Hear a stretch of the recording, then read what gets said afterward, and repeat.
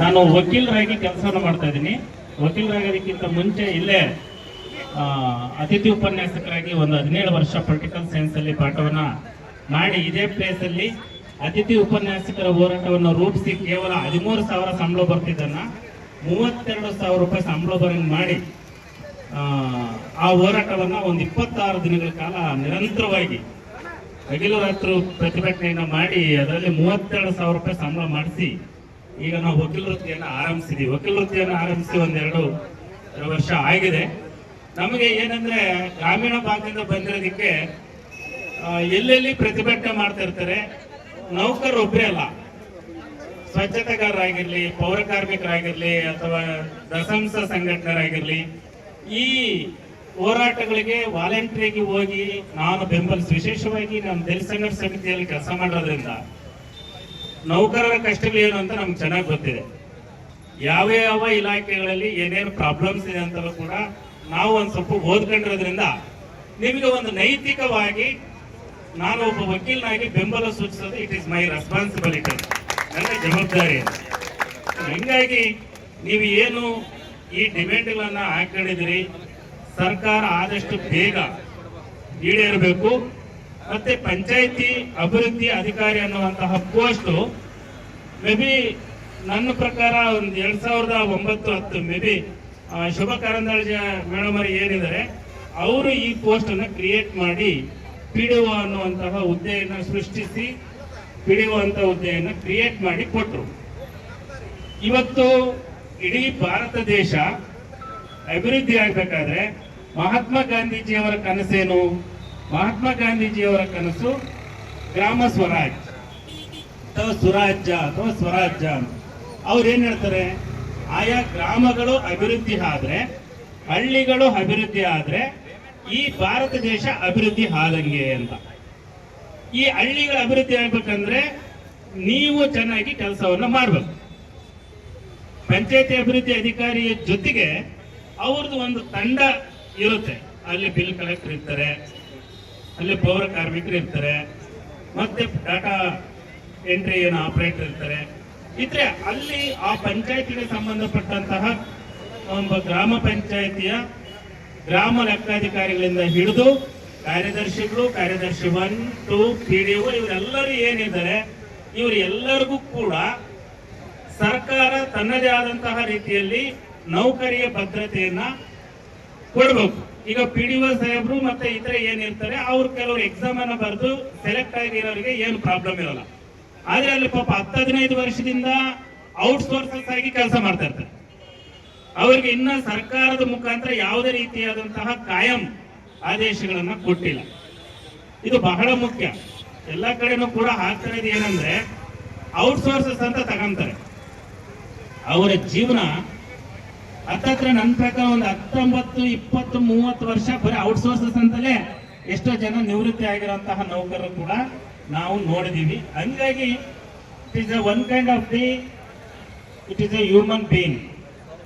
ಒಂದು ಮಾನವೀಯತೆ, ಒಂದು ಮನುಷ್ಯತ್ವದ ಆಧಾರದ ಮೇಲೆ ಯೋಚನೆ ಮಾಡಿ ನಿಮ್ಮ ಗ್ರಾಮ ಪಂಚಾಯತಿಯ ನೌಕರು ಒಟ್ಟು ನಿಮ್ಮ ಕುಟುಂಬ ಅಂತ ನೀವೇನು RDPR ಪಂಚಾಯತ್ ರಾಜ್ ಇಲಾಖೆ ಏನಿದೆ, ಗ್ರಾಮೀಣಾಭಿವೃದ್ಧಿ ಪಂಚಾಯತ್ ರಾಜ್ ಇಲಾಖೆ ಏನಿದೆ, ಈ ನೌಕರರಿಗೆ ಸರ್ಕಾರ ಅತಿ ಬೇಗನೆ ನಿಮ್ಮ ಪ್ರತಿನಿಧಿಗಳನ್ನ ಕರೆದು, ನಿಮ್ಮ ಏನು ರಾಜ್ಯ ಸಂಘಟನೆ ಏನಿರುತ್ತೆ, ಜಿಲ್ಲಾ ಸಂಘಟನೆ ಏನಿರುತ್ತೆ, ಅವರನ್ನು ಕರೆದು ಬೇಗ ನಿಮ್ಮ ಡಿಮ್ಯಾಂಡ್ಗಳನ್ನು ಆಲಿಸಿ ನೀವೇನು ಹಕ್ಕೊತ್ತಾಯಗಳನ್ನು ಮನ್ನಣೆ ಮಾಡಿದ್ದೀರಿ ಅದು ಮಾಡಿಕೊಡ್ಬೇಕು. ಮತ್ತೆ ವಿಶೇಷವಾಗಿ PDOಗಳು ಏನೇನು ಸಮಸ್ಯೆಯನ್ನು ಅನುಭವಿಸ್ತಾರೆ ಅಂತ ನಾನು ಪಂಚಾಯತಿ ಲೆವೆಲಲ್ಲಿ ಬದುಕ್ತಾ ಇರೋದ್ರಿಂದ, ಪಂಚಾಯತಿ ಲೆವೆಲಲ್ಲಿ ಇರೋದ್ರಿಂದ ನನಗೆ ಗೊತ್ತಿದೆ ಎಷ್ಟು ನಿಮಗೆ ಟಾರ್ಚರ್ ಇದೆ ಅಂತ. ಅವೆಲ್ಲ ಹೇಳೋದು ಬೇಡ, ವೈಯಕ್ತಿಕವಾಗಿ ಹೇಳ್ತಾ ಹೋಗ್ಬಿಟ್ರೆ ಅಲ್ಲಿ ನೀವು ಪಾಪ ಎಕ್ಸಾಮ್ಗಳು ಬರೆದು ಕಷ್ಟಪಟ್ಟು ಸೆಲೆಕ್ಟ್ ಆಗಿ ನೀವು ಬಂದಿರ್ತೀರಿ. ಆದ್ರೆ ಅಲ್ಲಿ ಒಬ್ಬ ಚುನಾಯಿತ ಪ್ರತಿನಿಧಿ ಅವನಿಗೆ ಅಂಚೆ ಬರೆಯಕ್ಕೆ ಬರಲ್ಲ, ಹೇಳ್ಬಾರ್ದು ನಾವು. ಯಾಕಂದ್ರೆ ಸಂವಿಧಾನಕ್ಕೆ ವೈಲೇಷನ್ ಮಾಡ್ದಂಗೆ ಆಗುತ್ತೆ. ಯಾಕಂದ್ರೆ ಅವ್ರ ಕಾನ್ಸ್ಟಿಟ್ಯೂಷನ್ಸ್ ಪವರ್ ಕೊಟ್ಟಿದೆ ಮೆಂಬರ್ ಅಂತ. ಅವರು ನಿಮ್ಮನ್ನ ಹೆಂಗೆ ನಡೆಸ್ಕೊಂತಾರೆ ಅಂತ ನನಗೆ ಚೆನ್ನಾಗಿ ಗೊತ್ತಿದೆ. ಹಿಂಗಾಗಿ ಇಂತಹ ಸಣ್ಣ ಸಣ್ಣ ಸಮಸ್ಯೆಗಳು ಏನಿದೆ ಪಂಚಾಯತ್ ರಾಜ್ ಇಲಾಖೆಯ ಒಳಗಡೆ ಗ್ರಾಮೀಣಾಭಿವೃದ್ಧಿ ಪಂಚಾಯತ್ ರಾಜ್ ಇಲಾಖೆ, ಅದರಲ್ಲೂ ವಿಶೇಷವಾಗಿ ಗ್ರಾಮ ಪಂಚಾಯತಿಯಲ್ಲಿ ಮಾಡುವಂತಹ ನೌಕರಿ ವರ್ಗ ಕೆಲಸ ಏನ್ ಮಾಡ್ತಾರೆ ಅವರಿಗೆ ಬಹಳ ಗೌರವಪೂರ್ವಕವಾಗಿ ಅಲ್ಲಿನ ಚುನಾಯಿತ ಪ್ರತಿನಿಧಿಗಳು, ನಾನು ಹೆಸರು ಹೇಳಕ್ ಹೋಗಲ್ಲ, ಒಟ್ಟು ಚುನಾಯಿತ ಪ್ರತಿನಿಧಿ ಯಾರ್ಯಾಗ ಗೌರವಪೂರ್ವಕವಾಗಿ ಪಂಚಾಯತಿ ನೌಕರನ್ನ ಕಾಣಬೇಕು. ಅವರ ಮುಖಾಂತರ ಬಹಳ ಪ್ರೀತಿ ವಿಶ್ವಾಸದ ಮೂಲಕ ಕೆಲಸವನ್ನ ತೆಗೆಯುವುದರ ಮೂಲಕ ಆಯಾ ಗ್ರಾಮಗಳು ಅಭಿವೃದ್ಧಿ ಆದ್ರೆ ದೇಶ ಅಭಿವೃದ್ಧಿ ಆಗುತ್ತೆ. ಹಂಗಾಗಿ ಗ್ರಾಮ ಪಂಚಾಯತಿ ನೌಕರರು ಮಾಡ್ತಿರುವಂತಹ ಏನು ಹೋರಾಟ ಏನಿದೆ ಆ ಹೋರಾಟಕ್ಕೆ ನೀವು ಕೇಳುವಂತಹ ಎಲ್ಲ ಏನು ಹಕ್ಕೊತ್ತಾಯಗಳು ನ್ಯಾಯಯುತವಾಗಿದೆ. ಅದು ನಿಮಗೆ ಬೇಗ ಸರ್ಕಾರ ಎಚ್ಚೆತ್ತಬೇಕು, ಈಡೇರಿಸಬೇಕು.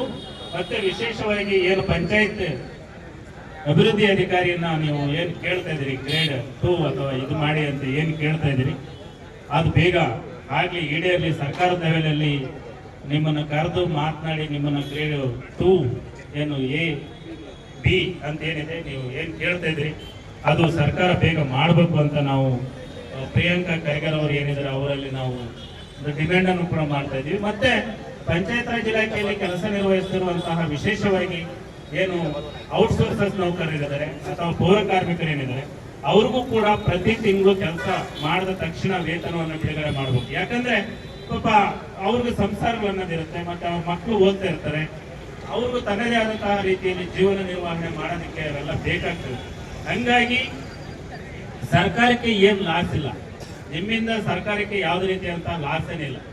ಹಂಗಾಗಿ ಈಗ ಮೊನ್ನೆ ಯಾವುದೋ ಒಂದು ಈ 3-4 ವರ್ಷದ ಹಿಂದೆ ಒಂದು ಆಡಳಿತ ಸುಧಾರಣೆ ವೆಚ್ಚ ಅಂತ ತೋರಿಸಿ ಸರ್ಕಾರಕ್ಕೆ ಲೆಕ್ಕ ಸಿಗ್ಲಿಲ್ಲ, 600 ಕೋಟಿ ಅದನ್ನ ಆಡಳಿತ ಸುಧಾರಣೆ ವೆಚ್ಚ ಅಂತ ತೋರಿಸಿ ಅಂತ ಹೇಳಿ ಮಾಡುದು. ಯಾವ್ದ್ರಲ್ಲ ಒಂದರಲ್ಲಿ ಸ್ಕ್ಯಾಮ್ ಆಗಿದೆ. ಅಂದ್ರೆ ಎಷ್ಟೋ ದುಡ್ಡು ಕೆಲವು ಖರ್ಚಾಗದೆ ವಾಪಸ್ ಹೋಗುವಂತಹ ಇದು ನಿದರ್ಶನಗಳು ಕೆಲವು ಇಲಾಖೆಗಳಲ್ಲಿ ಇದೆ. ಹಂಗಾಗಿ ನಿಮ್ಗೆ ಎಷ್ಟು ಕೊಟ್ಟರು ಸಾಕಾಗಲ್ಲ, ನಿಮ್ಗೆ ಬೇಕಾಗ್ತಾನೆ ಇರುತ್ತೆ ಆಕ್ಚುಲಿ. ಯಾಕಂದ್ರೆ ಮನೆಗಳು ಅಲ್ಲಿಂದಲೇ ಹೋಗ್ಬೇಕು, ಓಕೆನಾ? ಅಲ್ಲಿಂದ ನಿಮ್ಗೆ ಪ್ರತಿಯೊಂದೂ ಈಗ ಮನೆ ಸರ್ಕಾರದ ಲೆವೆಲಲ್ಲಿ ಮನೆಗಳು ತರ್ತಾರೆ, ಮನೆಗಳು ತಂದ್ರೆ ಅದಕ್ಕೆ ನೀವೇ ಎಲ್ಲವೂ ಕೂಡ ಫೋಟೋ ತೆಗೆದು ಅಪ್ಲೋಡ್ ಮಾಡಿ ಏನೇನೋ ಮಾಡುವಂತಹ ಸರ್ಕಸ್ ಎಲ್ಲ ನೀವು ಪಂಚಾಯತಿ ನೌಕರರೇ ಮಾಡ್ಬೇಕಾಗುತ್ತೆ. ಮತ್ತೆ ಒಂದು ಬೋರ್ ಹಾಕ್ಸಿದ್ರೆ, ಮತ್ತೆ ಬೋರ್ ಪೈಪ್ ಲೈನ್ ಹೊಡೆದೋದ್ರೆ, ಅಥವಾ ಈ ಪ್ರತಿಯೊಂದು ನಲ್ಲಿ ತಿರುವುದರಿಂದ ಹಿಡಿದು ಒಂದು ಕರೆಂಟ್ ಬಲ್ಬ್ ಹಾಕೋದ್ರಿಂದ ಹಿಡಿದು ಎಲ್ಲವೂ ಕೂಡ it is one kind of the ಇವರೇ ಪಿಲ್ಲರ್. ಇನ್ನು ಪಂಚಾಯತ್ ರಾಜ್ ಇಲಾಖೆ ಏನಿದೆ ಆ ಪಂಚಾಯತ್ ರಾಜ್ ಇಲಾಖೆಗೆ ನೀವೇ ಬಹಳ ಮುಖ್ಯ, ನೀವೇ ಮೈನ್ ಪಿಲ್ಲರ್ಗಳು. ಹಂಗಾಗಿ ಸರ್ಕಾರ ಆದಷ್ಟು ಡಿಲೇ ಮಾಡದೆ ಬೇಗ ಎಚ್ಚೆತ್ಕೊಂಡು ಬೇಗ ಮಾಡಬೇಕು ಅಂತ ಹೇಳ್ತಾ ನನಗೆ ಮಾತನಾಡೋದಕ್ಕೆ ಏನು ನಿಮ್ಮ ಸಂಘಟನೆ ಒಂದು ಅವಕಾಶ ಮಾಡಿಕೊಟ್ಟಿದೆ, RDPR ಕುಟುಂಬ ಅಂತ ಏನು ನೀವು ನಮಗೆ ಅವಕಾಶ ಮಾಡಿಕೊಟ್ಟಿದೆ. ನಾನು ಒಬ್ಬ ವಕೀಲನಾಗಿ, ನಾನೊಬ್ಬ ಪೊಲಿಟಿಕಲ್ ಸೈನ್ಸ್ MA ಮಾಡಿ ಒಬ್ಬ ಲೆಕ್ಚರರ್ ಆಗಿರೋದ್ರಿಂದ ನಾನು ನನ್ನ ವೈಯಕ್ತಿಕವಾಗಿ ನಿಮ್ಮ ಹೋರಾಟಕ್ಕೆ ನೈತಿಕ ಬೆಂಬಲವನ್ನು ಸೂಚಿಸಿ ಮಾತನಾಡಿದ್ದೀನಿ. ನಿಮ್ಮ ಎಲ್ಲ ಹಕ್ಕೊತ್ತಾಯಗಳು ಸರ್ಕಾರ ಆದಷ್ಟು ಬೇಗ ಈಡೇರಿಸಬೇಕು. ಮುಖ್ಯಮಂತ್ರಿಗಳು ಮತ್ತೆ ಪಂಚಾಯತ್ ರಾಜ್ ಇಲಾಖೆ ಮಿನಿಸ್ಟರ್ ಆದಷ್ಟು ಬೇಗ ನಿಮ್ಮನ್ನು ಕರೆದು ಸಭೆಯನ್ನು ಕರೆದು ನಿಮ್ಮ ಬೇಡಿಕೆಗಳನ್ನ ಈಡೇರಿಸಬೇಕು ಅಂತ ಹೇಳ್ತಾ ನನಗೆ ಮಾತನಾಡೋದಕ್ಕೆ ಅವಕಾಶ ಮಾಡಿಕೊಟ್ಟಂತಹ ನಿಮ್ಗೆಲ್ಲರಿಗೂ ವಂದನೆಗಳನ್ನು ಹೇಳ್ತಾ ನನ್ನ ಮಾತಿಗೆ ವಿರಾಮ ನೀಡ್ತಾ ಇದ್ದೀನಿ. ಜೈ ಭೀಮ್, ಜೈ